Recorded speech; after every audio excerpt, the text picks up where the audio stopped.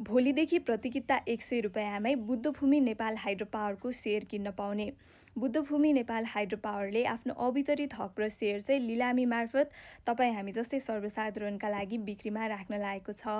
कम्पनीले भोलि जेठ 21 गतेदेखि कुल 4,74,696 किता अवितरित हक र सेयर चाहिँ लिलामी प्रक्रिया मार्फत बिक्रीमा राख्न लागेको हो र सेयरको न्यूनतम मूल्य प्रति किता 100 रुपैयाँ तोकिएको छ। तपाईँले सो मूल्य वा सोभन्दा माथिको मूल्य कबुल गरेर चाहिँ आवेदन दिन सक्नुहुन्छ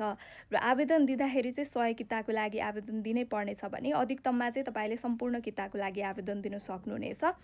र यो अनलाइन भने उपलब्ध हुने छैन। यदि तपाईँले बुद्धभूमि नेपाल हाइड्रो पावरको अवितरित हक र सेयर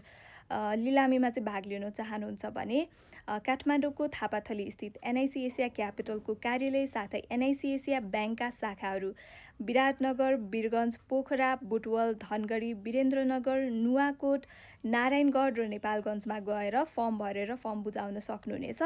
र आवेदन दिने अन्तिम मिति चाहिँ जेठ 29 गते तोकिएको छ र हजुरलाई अझै धेरै डिटेल्समा बुझ्न मन छ, अझै धेरै कन्फ्युजन भइरहेको छ भने चाहिँ कमेन्ट गरिहाल्नुहोस्, म हजुरहरूलाई अझै डिटेल्समा बुझाउने प्रयास गर्नेछु है त।